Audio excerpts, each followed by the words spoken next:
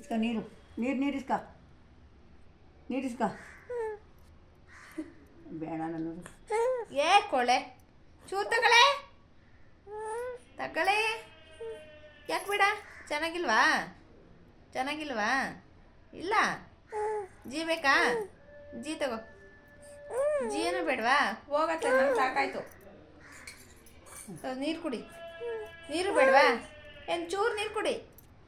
ಅಮ್ಮ ಇಲ್ಲಿ ಜೀಯ ಅಪ್ಪನ ಹೋಗು ಹೋಗು. ಗಂಟ್ಲೆನೋ ಚೂರು ಐತೆ ಅದು ಇಸ್ಕೊಳ್ಳೋದ್ಬಿಟ್ಟು ಸುಮ್ಮನೆ ಕರೀತೀನಿ ಈಗ. ಬಾ ಹಾಂ ಬಾ